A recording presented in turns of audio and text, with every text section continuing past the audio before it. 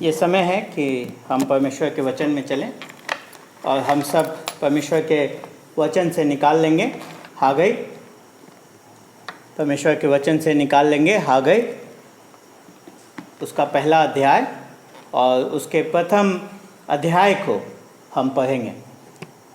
भविष्यवक्ता हागई की पुस्तक, उसके प्रथम अध्याय को हम पढ़ेंगे। हबक्कूक, शपन्या, उसके बाद हागई। और अगर हम सब ने निकाल लिया है तो आइए परमेश्वर के वचन के पढ़े जाने के आदर में हम सब अपने अपने स्थानों पर खड़े हो जाएं और पढ़ेंगे हागई, उसका पहला अध्याय 1 से 15 पद तक। ये परमेश्वर का वचन है और परमेश्वर के वचन में इस प्रकार से लिखा है। दारा राजा के दूसरे वर्ष के 6वें महीने के पहले दिन यहोवा का यह वचन हागई भविष्यवक्ता के द्वारा शालतिएल के पुत्र जरुब्बाबेल के पास, जो यहूदा का अधिपति था, और यहोसादक के पुत्र यहोशू महायाजक के पास पहुंचा।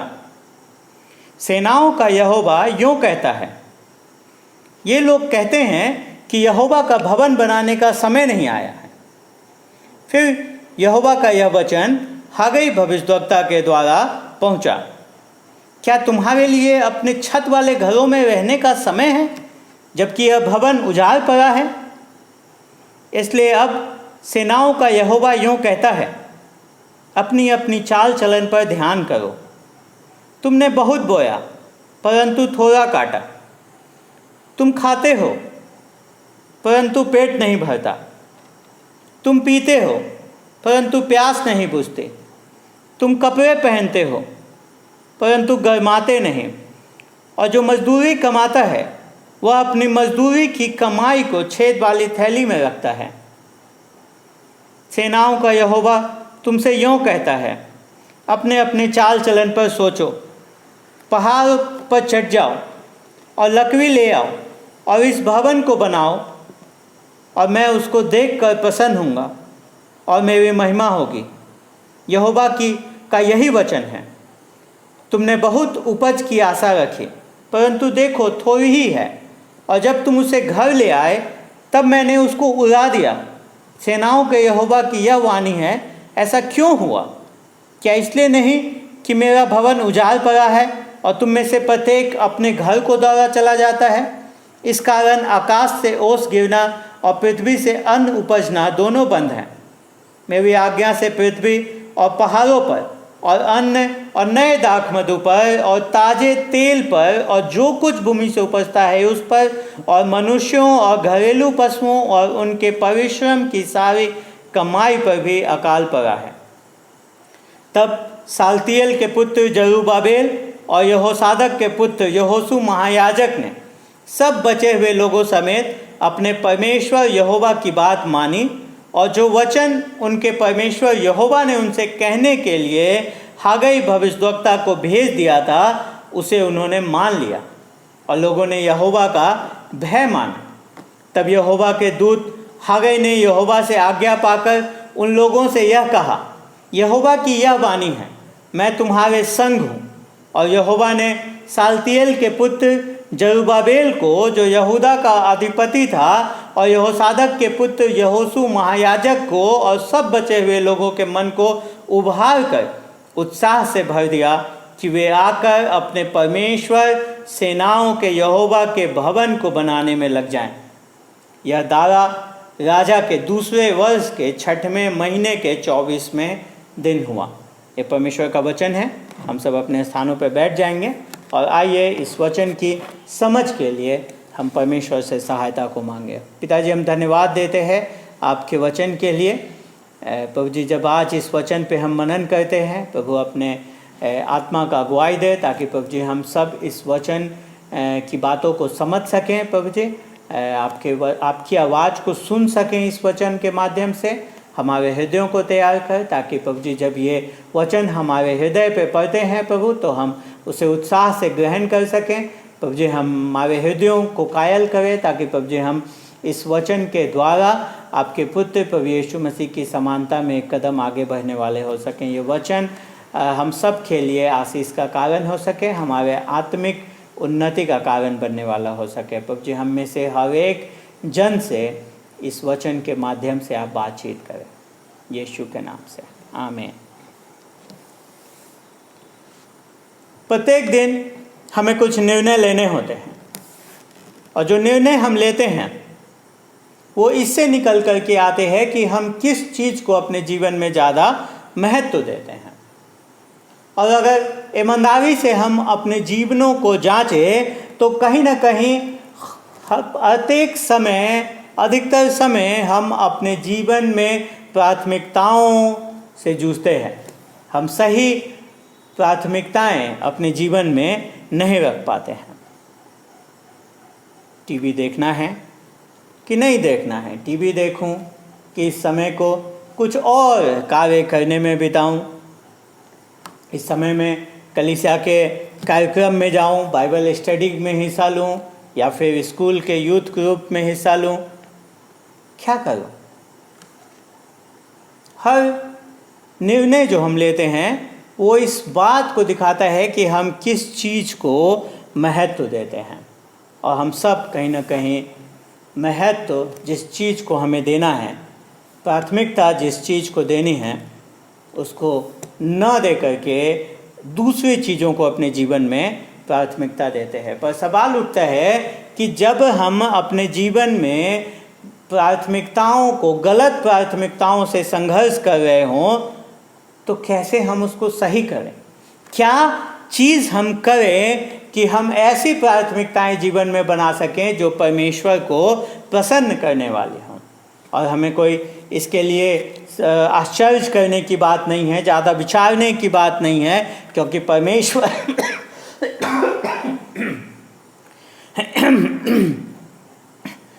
परमेश्वर अपने वचन में हमें उसका समाधान देते हैं।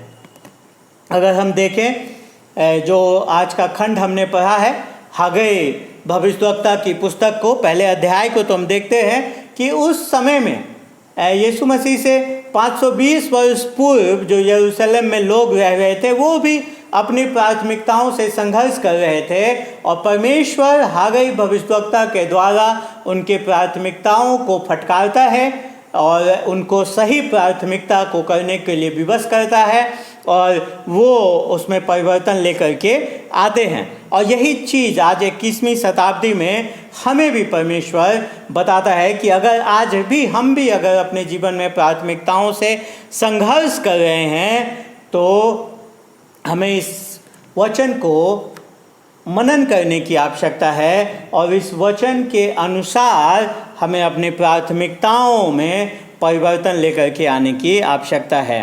आप देखिए कि हग्गई भविष्यद्वक्ता जो है, ये बिना कोई समय बर्बाद किए सीधा अपने संदेश में, सीधा अपने परमेश्वर के द्वारा दिए हुए संदेश पे पहुंचता है। हग्गई भविष्यद्वक्ता के बारे में हम बहुत ज़्यादा चीज़ नहीं जानते हैं कि वो कहाँ का है, वो किस, उसके पिताजी का नाम क्या है, हम ये सब कुछ नहीं जानते, परंतु हम सिर्फ ये जानते हैं कि इस छोटे से पुस्तक में, 38 पद के इस पुस्तक में उसने परमेश्वर से 4 संदेश पा करके उसको यहूदी लोगों तक पहुंचाया। और हम देखते हैं कि उसके संदेश का जो मूल तत्व है वो प्राथमिकता ही है। और ख़ास करके इस प्रथम अध्याय में वो बात कर रहे हैं कि जब हमारी प्राथमिकताएं गलत हो जाएं तो हमें क्या करना है। अगर हमारी प्राथमिकता गलत हो गई है, सही क्रम में नहीं है, तो हमें उस ऐसी स्थिति में क्या करने की आवश्यकता है। और हम देखते हैं कि 3 बातें वो यहाँ पे हमें बताते हैं। सर्वप्रथम बताते हैं कि गलत प्राथमिकताओं को हमें फटकारने की आवश्यकता है, उसको उलाहना देने की आवश्यकता है, उसको हमें सामना करने की आवश्यकता है। आप देखिए प्रथम 4 पदों में वो इस बात को हमें बताते हैं। पहला पद खास करके जो शुरू होता है वो समय के साथ हम देखते हैं, एक समय को बताते हुए शुरू करता है। दारा राजा के दूसरे वर्ष के 6वें महीने के पहले दिन। अगर आज के अपने कैलेंडर के हिसाब से देखें तो हम जान सकते हैं कि ये ईसा पूर्व 520 ईस्वी की बात है। और हम देखते हैं कि यहाँ पे चार जो परमेश्वर की ओर से संदेश हागई भविष्यद्वक्ता को मिला है, वो चारों संदेश इस समय के साथ शुरू होता है। पहले अध्याय के पहले पद में, दूसरे अध्याय के पहले पद में, फिर 7वें महीने के 21वें दिन को यहोवा का यह वचन हागई भविष्यद्वक्ता के पास पहुंचा। फिर दूसरे अध्याय के 10वें पद में दारा के दूसरे वर्ष के 9वें महीने के 24वें दिन को यहोवा का यह वचन हागई भविष्यद्वक्ता के पास पहुंचा। फिर दूसरे अध्याय के 20वें पद में उसी महीने के 24वें दिन को दूसरी बार यहोवा का यह वचन हागई के पास पहुंचा। तो हम देखते हैं, अगर हम कैलकुलेट करें तो सिर्फ 4 महीने का विवरण, हागई के सेवकाई के 4 महीने का विवरण यहाँ पे है। पर उसी 4 महीने के दरमियान हम देखते हैं कि हागई ने परमेश्वर से 4 संदेश को पा करके यहूदी लोगों को दिया और परमेश्वर ने अद्भुत कार्य उस छोटे से सेवकाई के दौरान किया। और हम देखते हैं कि जब हागई के पास संदेश पहुंचा तो हागई जो है वो संदेश को जिसके पास पहुंचाना था उस तक उसने पहुंचाया।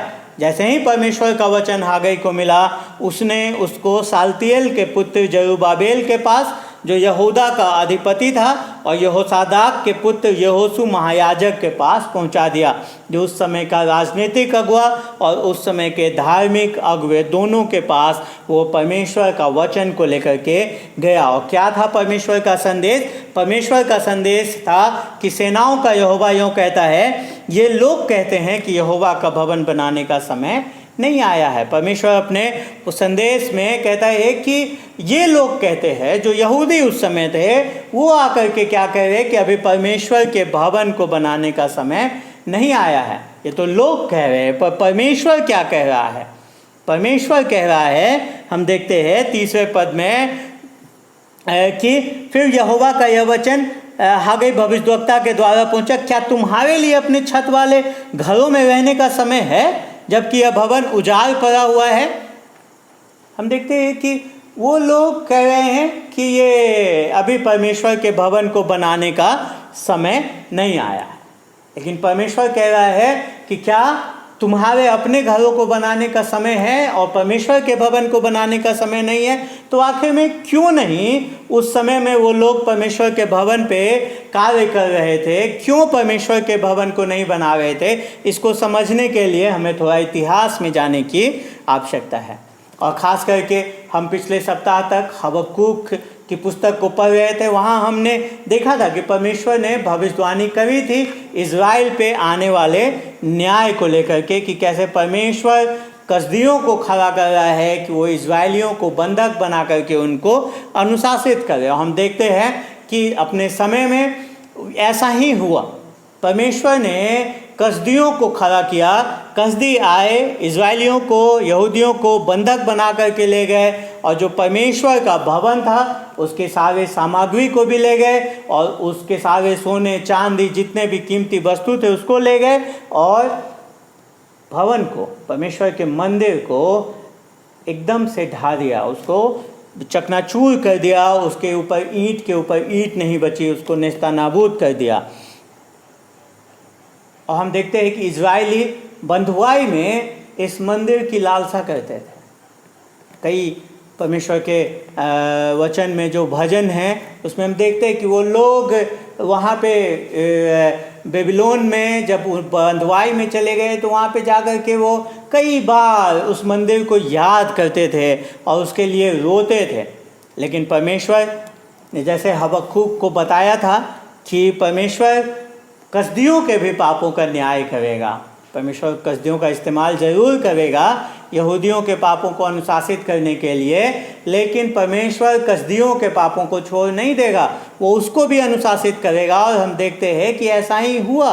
परमेश्वर ने कसदियों को भी उनके पाप का न्याय दिया। और हम देखते हैं कि मादी फारस का राज्य का उदय हुआ और उन्होंने बाबुल देश पे आक्रमण किया। उस महल को जिस पे उनको बहुत घमंड था, उसी महल को उन लोगों ने अपने कब्जे में ले लिया और पूरे साम्राज्य पे उन्होंने अपना कब्जा स्थापित कर दिया। और जैसे ही मादी फारस के राजा का उदय हुआ, राज्य का उदय हुआ, हम देखते हैं कि उस समय के राजा ने एक अजीब सी आज्ञा निकाल दी। उसने आज्ञा दी कि जो परमेश्वर के लोग हैं, जो यहूदी लोग हैं, जिनको यरूशलेम और उनके शहरों से लेकर के लाया गया है, वो उसने आज्ञा दी कि वो अपने अपने घरों में अब जा सकते हैं। वो बंधुआई से मुक्त किए जाते हैं, वो अपने घरों को जा सकते हैं। इतना ही नहीं, उसने परमेश्वर के मंदिर को बनाने के लिए, परमेश्वर के भवन को बनाने के लिए अपने राजकोष से फंड भी दिया, धन भी दिया कि वो उस मंदिर को जाकर के वहाँ पे बना सके। यहूदी लोग जो पहला जत्था आया, पर एक खुशी खुशी आए और वो लोग परमेश्वर के भवन को बनाना उन्होंने आरंभ कर दिया। और हम देखते हैं, लेकिन जैसे ही परमेश्वर के भवन का बनाना आरंभ हुआ, जो उस क्षेत्र में पहले से रह रहे सामरी लोग थे, वो भी आकर के कहने लगे कि हम सहायता करेंगे। पर यहूदी उनके साथ कोई संबंध नहीं रखना चाहते थे, मंदिर में उनको हिस्सा नहीं देना चाहते, इसलिए उन्होंने उसको मना कर दिया। और तब हम देखते हैं कि वो लोग इस मंदिर के निर्माण का विरोध करने लगे। उस समय के राजा के कानों को जाकर के भर दिया गलत बातों से, और ये मंदिर निर्माण का कार्य कठिन हो गया। और धीमे धीमे हम देखते हैं कि मंदिर निर्माण का कार्य से यहूदी लोग पीछे हटने लगे, इस विरोध की वजह से, इस खतरे की वजह से, और वो मंदिर वैसे ही बिना बने खड़ा रह गया। जो ढांचा था वैसे ही रह गया। और लोगों का ध्यान, यहूदियों का ध्यान मंदिर से हट करके अपने अपने घरों को बनाने में लग गया। वो मंदिर का कार्य करने से मना नहीं कर रहे थे, पर उनका ज़्यादा ध्यान, उनके जीवन की प्राथमिकता जो है वो बदल गई, और वो मंदिर बिना बने वहीं पे खड़ा रहा। वो क्या कहने लगे कि पहले अपनी चिंता करो, फिर जो बच जाएगा तो परमेश्वर को देंगे। वो परमेश्वर की सेवा करने से मना नहीं कर रहे थे, परमेश्वर की आराधना करने से मना नहीं कर रहे थे, पर वो इस बात के लिए दोषी थे कि वो उसमें विलंब कर रहे थे। वो कह रहे थे अभी नहीं, मैं कुछ दिन बाद आपकी सेवा करूँगा, पहले मैं अपना घर बसा लूँ, पहले मैं अपना घर बना लूँ, पहले मैं अपने खेत खलिहान सही कर लूँ, पहले मैं कुछ कमा लूँ, पहले मैं कुछ योग्य हो जाऊँ, तब मैं आपकी सेवा करूँगा। और हम देखते हैं कि ऐसे ही में करते करते 16 बहुमूल्य साल ख़त्म हो गए। और हम भी देखते हैं कि जब भी हम परमेश्वर के कार्य हमें दिए जाते हैं, तो हमारे पास कई सारे ऐसे बहाने आ जाते हैं जो वाजिब लगते हैं परमेश्वर के उस कार्य को ना करने के लिए। सामने हमारे विरुद्ध हैं, खतरनाक है, अभी खतरा का है, खतरा टल जाएगा तो हम करेंगे। या फिर हम बहुत लंबे यात्रा से आए हैं, हम थके हुए हैं, आखिर में हमें भी तो कहीं रहना है, पहले हम अपना घर बना लेंगे, रहने का स्थान तय कर लेंगे, तब हम परमेश्वर के बारे में भी सोचेंगे। सेवा करने से पहले हम इन तमाम चीज़ों के बारे में सोचने लगते हैं कि पहले हम अपना घर सही कर लें, पहले हम अपने घर को सही से तो दुरुस्त कर लें, अपने आय का साधन जुगाड़ लें, फिर हम परमेश्वर के भवन के बारे में भी सोचेंगे। यही लोग कह रहे थे। पर परमेश्वर क्या कहता है? परमेश्वर कहता है, क्या तुम्हारे लिए अपने छत वाले घरों में रहने का समय है जबकि यह भवन उजाड़ है? लोग क्या कर रहे थे? वो लोगों के पास पूरा समय था अपनी इच्छाओं को पूरा करने के लिए, पर उनके पास समय नहीं था कि वो परमेश्वर की इच्छा को पूरी करें। और इसलिए परमेश्वर हम देखते हैं कि यहाँ पे उनको एक प्रकार से उनको उलाहना देता है, उनको डांटता है कि क्या तुम्हारे लिए समय है अपने छत वाले घरों में रहने का जबकि यह भवन उजाड़ है? परमेश्वर इस समय में उसको डांटता है, उसको उलाहना देता है। क्यों? क्योंकि वो लोग परमेश्वर के कार्य से ज़्यादा अपने कार्य पे ध्यान दे रहे थे। इसलिए परमेश्वर उनकी प्राथमिकता को एक बार फिर से फटकार रहा है कि तो उनकी प्राथमिकता परमेश्वर का भवन होना चाहिए था। जिस भवन की वो लालसा रख रहे थे, जिस भवन के लिए वो उधर रो रहे थे जब वो बंधुआई में थे, और आज उनके पास अवसर है उस भवन को बनाने का, उस मंदिर को बनाने का, और वो अपने अपने घरों में लगे हुए हैं, अपने घर को बनाने में लगे हुए हैं। मेरे प्रियो, अपना मकान बनाना, अपना घर बनाना कोई बुरी बात नहीं है, लेकिन जब हम परमेश्वर के कार्यों के ऊपर अपनी चाहत को सर्वोपरि कर देते हैं, ये बुरी बात है। सवाल उठता है कि क्या चीज़ है जो हमारे जीवन को नियंत्रित कर रही है? कौन सी प्राथमिकताएं हैं जो हमारे जीवन को नियंत्रित कर रही हैं? ध्यान दीजिए, आप जो कहते हैं वो आपकी प्राथमिकता नहीं है, पर आप जिस काम को करते हैं वो दिखाता है कि आपकी प्राथमिकता क्या है। हगाई के दिनों में लोग जो परमेश्वर चाहता था वो नहीं करना मांग रहे थे, लेकिन वो हर वो कार्य कर रहे थे जो वो चाहते थे। और आज हम भी ऐसा करते हैं। हमारे पास परमेश्वर के वचन में समय बिताने का समय नहीं है, तो क्या आपके पास खाने का समय है? हाँ, है। अगर आप अपने शरीर के भूख को मिटाने के लिए, खाना खाने के लिए समय निकाल सकते हैं, तो आप अपने आत्मा के भूख को मिटाने के लिए, परमेश्वर के वचन के लिए भी समय निकाल सकते हैं। बस समस्या ये है कि हमारी प्राथमिकताओं में फ़र्क है। और हगाई हमें बताते हैं कि अगर प्राथमिकताएं गलत हो जाएं, उनका क्रम सही ना हो, हमारी इच्छा सर्वोपरि होने लगे, तो हमें वैसी प्राथमिकताओं को सामना करने की आवश्यकता, उसको उलाहना, उसको फटकारने की आवश्यकता है। और वहीं रुक नहीं जाना है। पर 5 से 11 पद में दूसरी बात हम देखते हैं कि वो कहते हैं गलत प्राथमिकताओं को सही करने की, उसमें सुधार लाने की आवश्यकता है। और वो हमें बताते 5वें पद में परमेश्वर कहता है, इसलिए अब सेनाओं का यहोवा यूँ कहता है, अपनी अपनी चाल चलन पर ध्यान करो, अपनी अपनी चाल चलन पर ध्यान करो। हम देखते हैं कि ये बार बार ये ध्यान करना, सोच विचार करना चाल चलन पे, ये बार बार हगाई के इस पुस्तक में आता है। हम देखते हैं कि पहले अध्याय में 5वें पद में, और ये जो खंड पढ़ा फिर 7वें पद में, उसी में हम देखते हैं कि फिर से है, सेनाओं का यहोवा तुमसे यूँ कहता है, अपने अपने चाल चलन पर सोचो। फिर 2 अध्याय के 15 पद में अब सोच विचार करो। फिर 2 अध्याय के 18 पद में अब सोच विचार करो। हम देखते हैं कि बार बार हगाई इस पुस्तक में हमें कहते हैं कि सोच विचार करो, कि अगर आप गलत प्राथमिकताओं के साथ जीवन जी रहे हैं तो आपको उसमें सुधार लाने की आवश्यकता है। और वो सुधार कैसे आएगा? हमको अपने जीवन में रुक करके, जीवन की इस गति को, जिस गति से हम भाग रहे हैं अपनी आवश्यकताओं की पूर्ति करने के लिए, अपनी इच्छाओं की पूर्ति करने के लिए, उससे रुक करके हमें विचार करने की आवश्यकता है। हमें अपने चाल चलन को देखने की आवश्यकता है। हमें इस बात पे विचार करने की आवश्यकता है कि हम क्या कर रहे हैं, क्या कर रहे हैं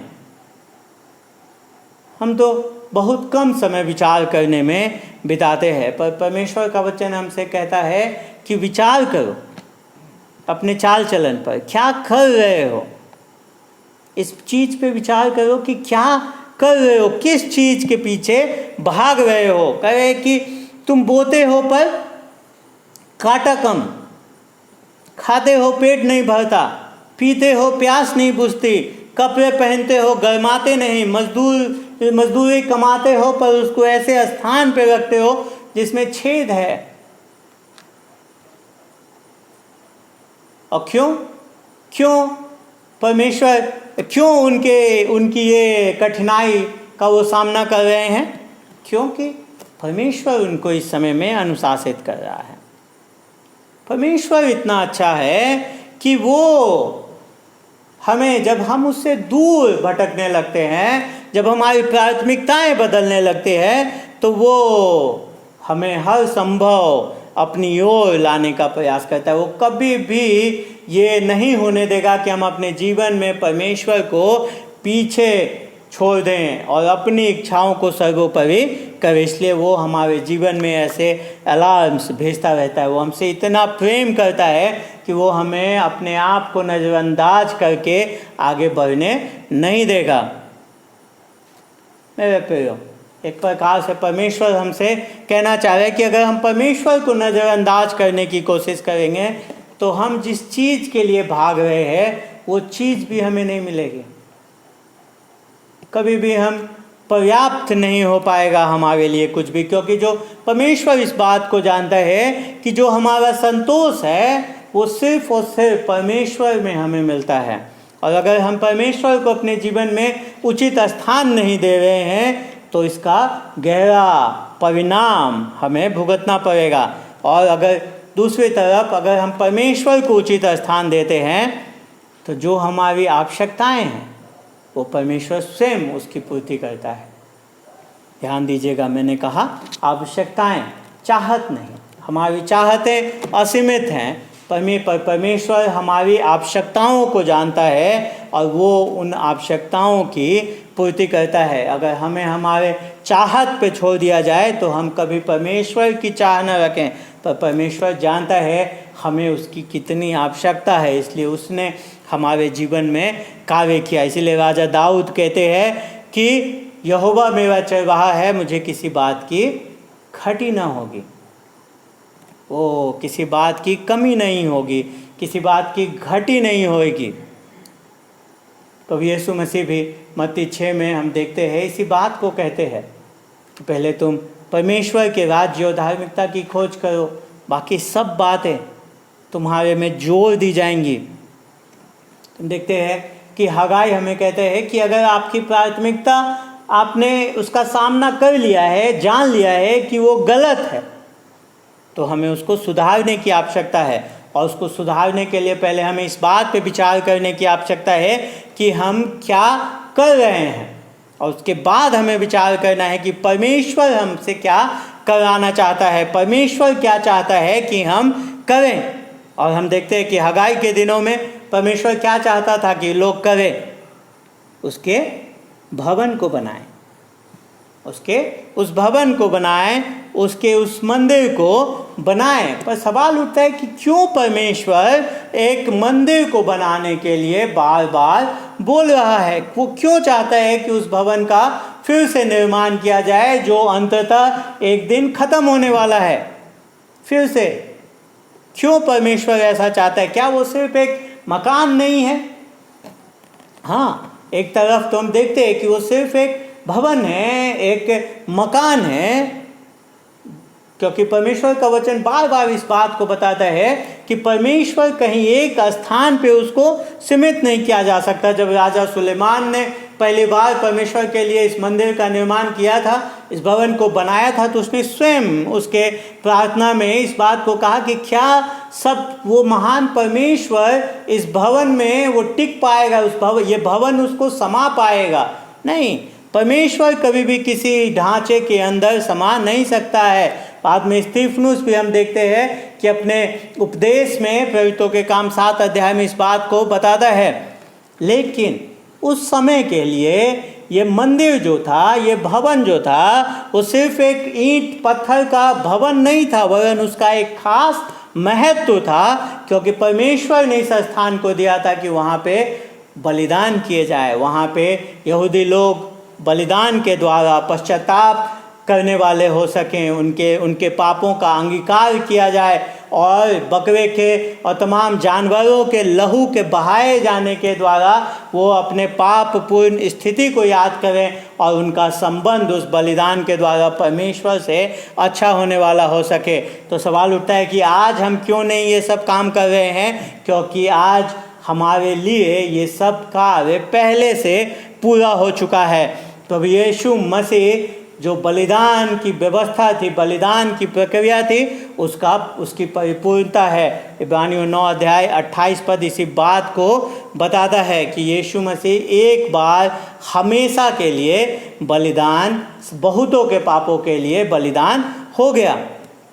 तो आज हमें इस मंदिर को ईंट पत्थर से बनाने की आवश्यकता नहीं है, वरन आज हमें बार बार मसीह के उस क्रूस के पास आने की आवश्यकता है, ताकि हम अपना पापों की क्षमा के लिए उसके बहाए हुए लहू में भरोसा कर सकें, अपने पापों का अंगीकार उसके सामने कर सकें, पश्चाताप कर सकें और हमारा संबंध परमेश्वर के साथ अच्छा होने वाला हो सके। मेरे प्रियो, लेकिन मंदिर सिर्फ बलिदान के लिए भी नहीं था, मंदिर का एक और उद्देश्य था उस समय में, और वो उद्देश्य था कि परमेश्वर की महिमा वहाँ पे प्रकट हो, उसके द्वारा परमेश्वर की महिमा हो, उसके द्वारा परमेश्वर की महिमा हो। 8वें पद में हम देखते हैं परमेश्वर इसी बात को कह रहा है, लकड़ी ले आओ और इस भवन को बनाओ और मैं उसको देखकर प्रसन्न होऊंगा और मेरी महिमा होगी। यहोवा का यही वचन है, यहोवा का यही वचन है। उस समय में जब यहूदी लोग परमेश्वर के उस मंदिर को नहीं बना रहे हैं, तो परमेश्वर का क्या नुकसान हो रहा है? परमेश्वर का द्वारा, लोगों के द्वारा महिमा नहीं मिल रही है। जो इर्द गिर्द के लोग हैं, जब वो देखते हैं कि इन्होंने परमेश्वर को ऊंचा स्थान नहीं रखा है, उसके मंदिर को, उसके भवन को नज़रअंदाज कर दिया है, तो वो परमेश्वर को उसके लिए महिमा नहीं दे रहे थे।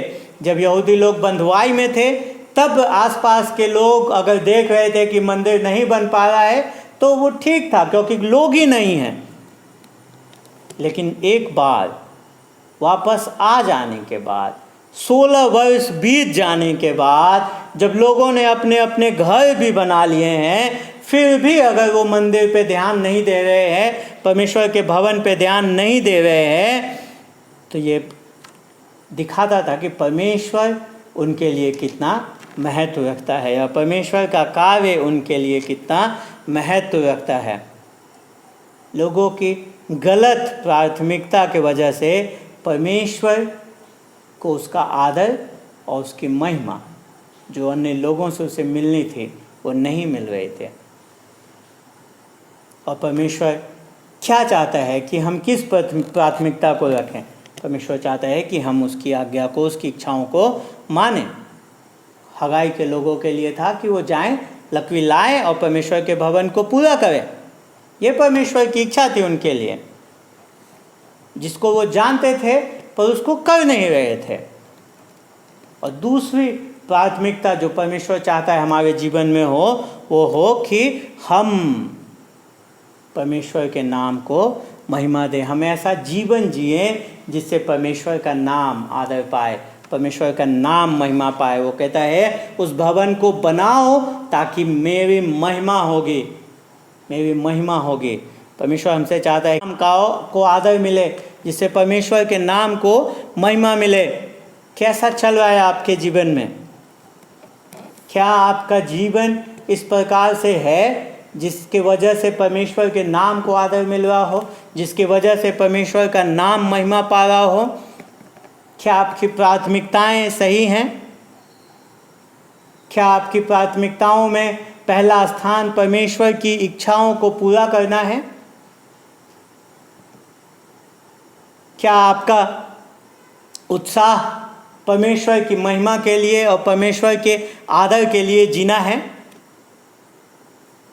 अगर हमारी प्राथमिकताएं सही होंगी तो अवश्य ही हमारे जीवन का उत्साह यही होगा कि हम परमेश्वर के नाम की महिमा के लिए जिएं, और अवश्य ही हम परमेश्वर की आज्ञाओं को पूरा करने का प्रयास करेंगे। हम अपने जीवन में हमारे जो क्रियाएं हैं, हमारे जो कार्य हैं, वो परमेश्वर की इच्छाओं पर केंद्रित होंगे। और अगर हमारी प्राथमिकताएं गलत हो जाती हैं तो परमेश्वर 9 से 11 पद में हमें बताता है कि वो हर चीज़ के द्वारा हमारा ध्यान वापस अपनी ओर खींचने की कोशिश करता है। उस समय में उसने क्या किया? वो कहता है कि तुम बहुत उपज की आशा रखी, परंतु देखो थोड़ी ही है, और जब तुम उसे घर ले आए तब मैंने उसको और उड़ा दिया। सेनाओं की कि यहोवा की यह वाणी है। ऐसा क्यों हुआ? परमेश्वर आगे उसको 9 से 11 पद में उत्तर दे रहा है कि ऐसा क्यों हुआ। क्या इसलिए नहीं कि मेरा भवन उजाड़ पड़ा है और तुम में से प्रत्येक अपने अपने घर को दौड़ा चला जाता है? वो कई बार हमारे ध्यान को अपनी ओर वापस खींचने के लिए हम देखते हैं कि वो हमारे जीवन को कठिन कर देता है। वो इस सब करने के द्वारा यहूदियों के जीवन को क्या कर रहा था? कठिन कर रहा था, उनका जीवन और दुर्गम बना रहा था। और आज के दिन में वो दूसरे तरीक़ों से हमारे जीवन में कठिनाई भेजता है ताकि वो हमारा ध्यान अपनी ओर ले आ सके। हो सकता है कि वो कोई शारीरिक स्वास्थ्य का मामला हो, या फिर हो सकता है कि हमारे संबंधों में किसी खटास के द्वारा हो, या फिर हमारे नौकरी में कोई समस्या की वजह से हो, नौकरी के चले जाने की वजह से हो। मेरे प्रियो, मैं ये नहीं कह रहा कि अगर आपके जीवन में कोई समस्या है तो ये सिर्फ और सिर्फ आपकी प्राथमिकताओं के गड़बड़ी की वजह से है। नहीं, मैं ये कहना चाह रहा हूँ कि परमेश्वर कई बार हमारा ध्यान खींचने के लिए हमारे जीवन को मुश्किलों में भी डालता है, और जब वो ऐसा करता है, वो हमारा ध्यान अपनी ओर लाने का प्रयास करता है काफ़ी इनकारियों के द्वारा, तो हमें उसको सुनने की आवश्यकता है। इस्राएलियों के लिए उसने वर्षा बंद कर दिया, उन्हें उनके उपज को कम कर दिया, उसके जीवन को कठिन बना रहा था। लेकिन साथ ही साथ जब परमेश्वर हमारे जीवन को कठिन बनाता है, जीवन जीने को कठिन बनाता है, तो हमें परमेश्वर के प्रति कड़वाहट से नहीं भरना है, क्योंकि परमेश्वर जो है वो हमारे जीवन में भी कठिनाई भी इसी के लिए लेकर के आता है ताकि हमारा भला हो और परमेश्वर के नाम को महिमा मिलने वाला हो सके। वो हमें दंड देने के लिए ऐसा नहीं करता, वरन वो चाहता है कि हम उसको नज़रअंदाज करके अपने जीवन को न जिएं। वो जो भी कार्य करता है वो हमारे हित में करता है। कोई भी अच्छे माता पिता जो हैं अपने बच्चों को गलत राह पे जाते हुए देखते हुए खड़े नहीं होते, वरन वो हर संभव प्रयास करते हैं कि वो उसे सही रास्ते पे ले आए। और परमेश्वर भी हमारे जीवन में यही करता है ताकि हमारे जीवन से परमेश्वर के नाम को महिमा मिले और हमारा भला हो। तो जब गलत प्राथमिकताएं हमारे जीवन में आ जाएं तो सर्वप्रथम हमें उन्हें उलाहना देना है, उनका सामना करना है, उनमें सुधार लाने की आवश्यकता है, और तीसरा उनको हमें परिवर्तित करने की आवश्यकता है। यही बात 12 से 15 पद में हम देखते हैं कि गलत प्राथमिकताओं को हमें सही करने की आवश्यकता है, उसको परिवर्तित करने की आवश्यकता है। अब देखिए 12 पद में क्या होता है, यहाँ पे उनके जीवन में परिवर्तन आता है। तब सलतियेल के पुत्र जरुब्बाबेल और यहोसादक के पुत्र यहोशू महायाजक ने सब बचे हुए लोगों समेत अपने परमेश्वर यहोवा की बात मानी, और जो वचन उनके परमेश्वर यहोवा ने उनसे कहने के लिए हग्गई भविष्यद्वक्ता को भेज दिया था उसे उन्होंने मान लिया, और लोगों ने यहोवा का भय माना। लोगों ने यहोवा का भय माना। कैसे पता चलेगा कि हमने परमेश्वर के वचन को मान लिया है, परमेश्वर की इच्छाओं को मान लिया है? कैसे पता चलेगा? वो हमारे कार्यों में दिखाई देगा। हम देखते हैं कि यहाँ पे सब ने, चाहे वो अधिपति हो या महायाजक हो या सामान्य प्रजा हो, सब ने परमेश्वर के इच्छा को, परमेश्वर के इस बात को मान ली, और हम देखते हैं कि वो भवन का निर्माण भी उन्होंने शुरू कर दिया।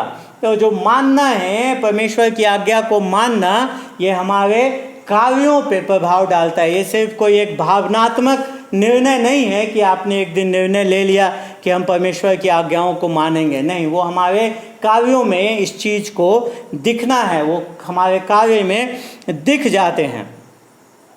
परमेश्वर के भवन को बनाना उन्होंने शुरू कर दिया। उस भवन को जिसको जब राजा सुलेमान बनवा रहा था पहली बार, तो उस काफ़ी सारे लोग उसको बनाने में लगे थे और काफ़ी धन खर्चा हुआ था।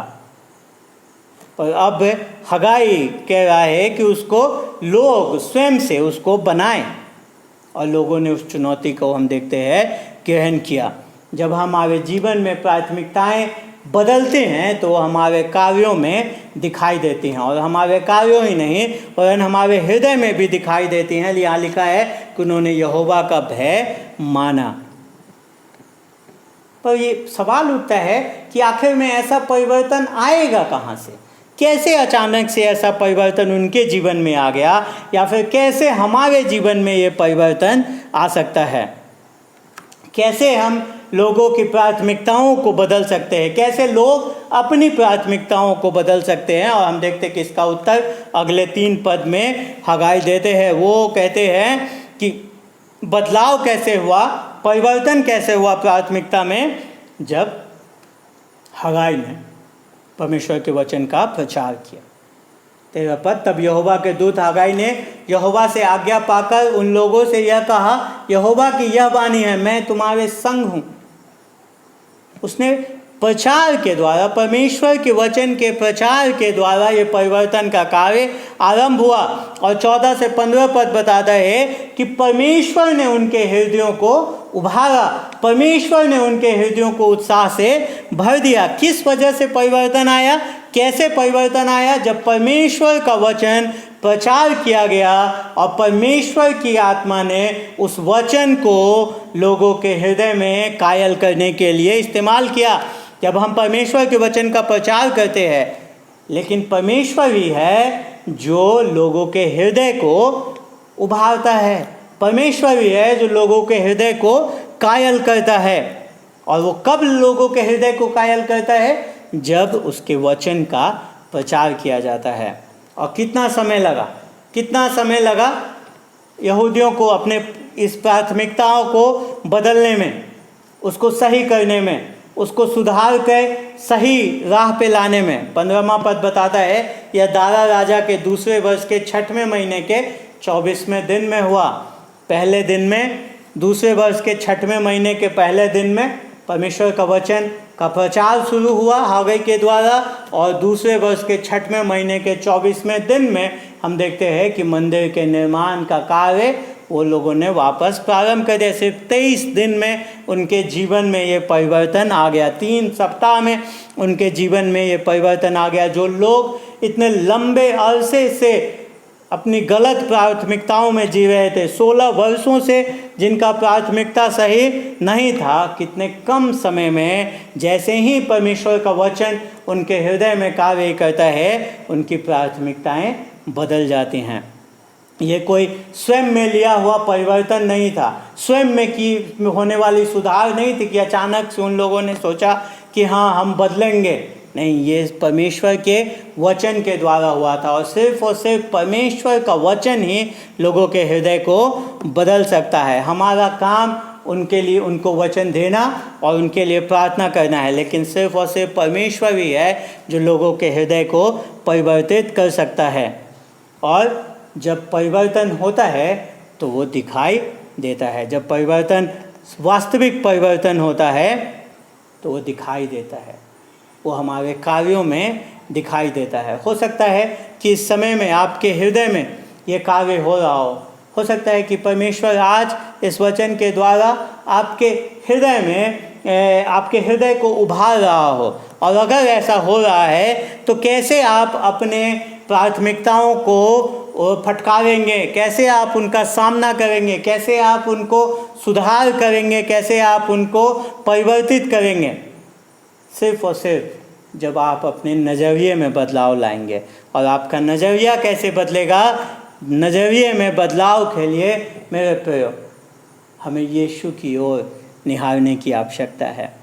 वो भी एक हमारे जैसा, आपके जैसा एक मनुष्य था, और पवित्र शास्त्र बताते हैं कि उसको भी हर उस परीक्षा से, हर उस प्रलोभन से गुजरना पड़ा जिससे आज हम और आप गुजर रहे हैं, पर फिर भी वो पाप रहित रहा, फिर भी वो दोष रहित रहा, क्योंकि उसने कभी भी अपनी प्राथमिकताओं को गलत की ओर जाने की अनुमति नहीं दी। यहाँ तक कि अपने क्रूस पे चढ़ाए जाने के आखिरी रात भी उसके पास एक बहुत बड़ा प्रलोभन था अपनी प्राथमिकता में बदलाव लाने का, अपने जान को बचाने का, लेकिन फिर भी उसका ध्यान परमेश्वर की ओर था, फिर भी उसका ध्यान उसकी प्राथमिकताओं पे था और उसने प्रार्थना किया कि मेरी इच्छा नहीं वरन तेरी इच्छा पूरी हो। मेरे प्रियो, ये समय है कि हम अपने जीवन में विचार करें। ये समय है कि हम अपनी चाल चलन पर ध्यान करें। ये समय है कि हम विचारें कि हम क्या कर रहे हैं। ये समय है कि हम विचारें कि परमेश्वर हमसे क्या चाहता है कि हम करें। ये समय है कि हम अपने जीवन की प्राथमिकताओं को जांच लें और कुछ प्रश्नों का हम ईमानदारी से अपने जीवन में उत्तर दें। क्या परमेश्वर मेरे जीवन में प्रथम स्थान रखता है? क्या मेरे जीवन में परमेश्वर का स्थान प्रथम है? क्या यीशु मसीह मेरा उद्धारकर्ता, मेरा प्रभु है? मेरे प्रियो, ईमानदारी से हमें इन प्रश्नों का उत्तर देना है। और अगर नहीं है, अगर अब तक यीशु मसीह आपके जीवन का उद्धारकर्ता और प्रभु नहीं है, तो ये समय है कि आप उस पे अपने भरोसे को लेकर के आए। आप उसके कलवरी के उस क्रूस पे किए हुए कार्य पे अपना भरोसा करें, उसे अपने जीवन में प्रभु बनाएं, उसे उसके उद्धार के कार्य पे भरोसा कर उसे अपने जीवन का उद्धारकर्ता बनाएं।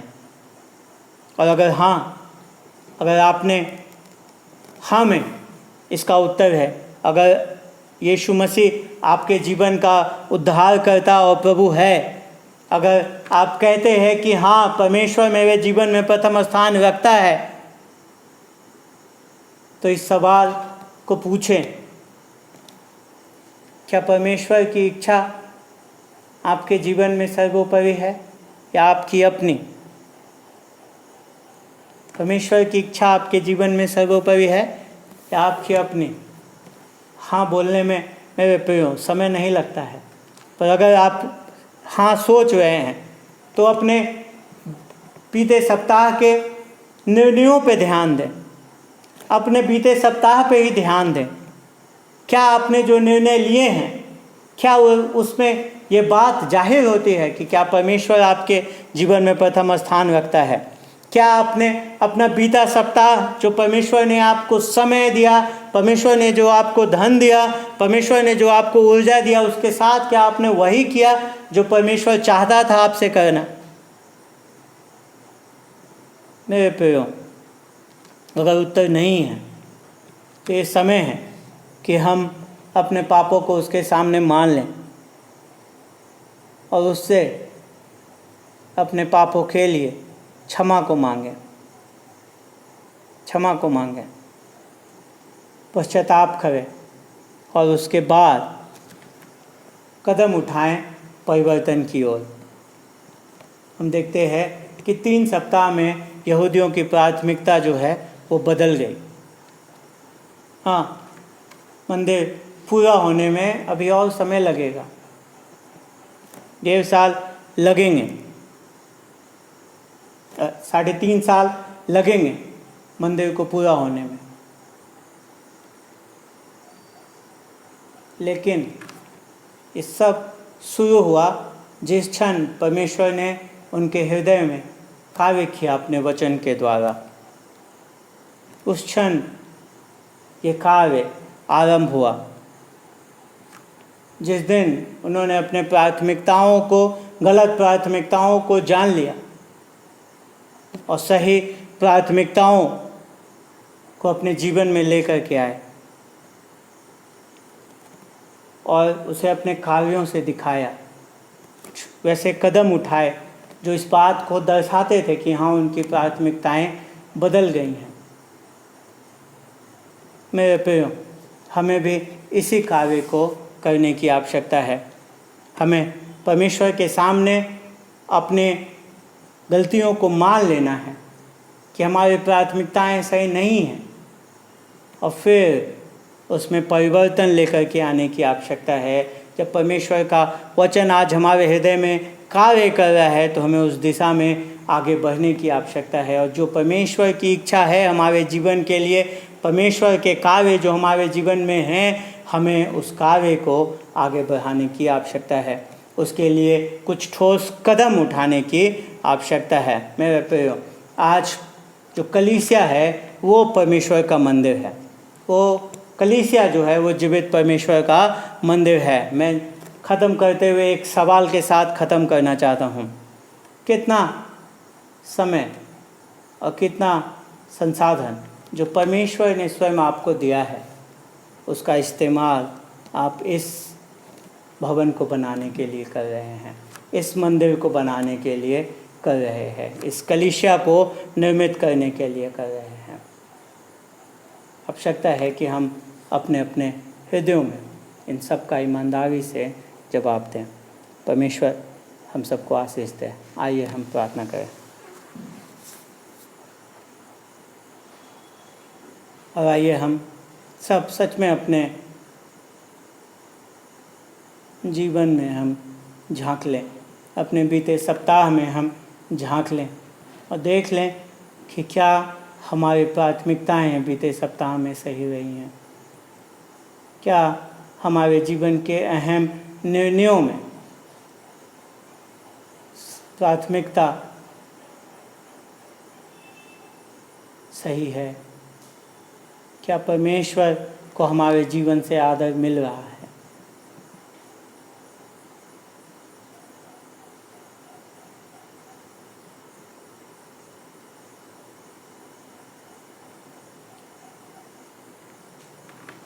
पिताजी, हम धन्यवाद देते हैं आपको, आपके वचन के लिए धन्यवाद देते हैं परमेश्वर कि आपका वचन ही हृदयों को परिवर्तित करने वाला है। आपका वचन ही हमें हमारे पापों को दिखाने वाला है।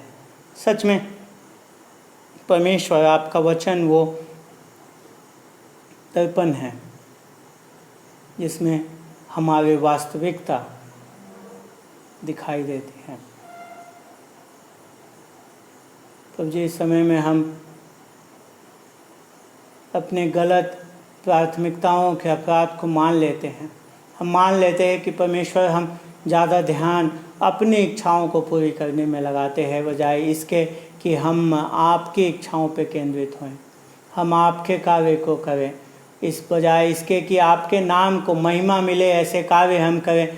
हम ऐसे कार्य करना चाहते हैं जो हमारे नाम की महिमा के लिए हो, जिससे हम ऊंचा उठें, जिससे हमारा वैभव हो, जिससे हमें हमारा जीवोपार्जन और बेहतर होने वाला हो सके, जिससे हमारे सुख सुविधाएं बढ़ने वाली हो सकें।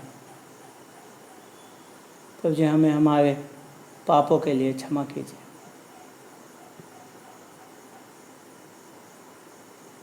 और होने दे परमेश्वर कि आज ये वचन जैसे उस समय में लोगों के हृदय को उभार दिया था, तो जी होने दे कि ये वचन आज हमारे हृदयों को भी उभारे, हमें वो उत्साह भर दें कि हम अपनी प्राथमिकताओं को सही रखने वाले हो सकें, हम आपकी इच्छाओं के लिए जीवन जीने वाले हो सकें, आपके उद्देश्यों के लिए जीवन जीने वाले हो सकें।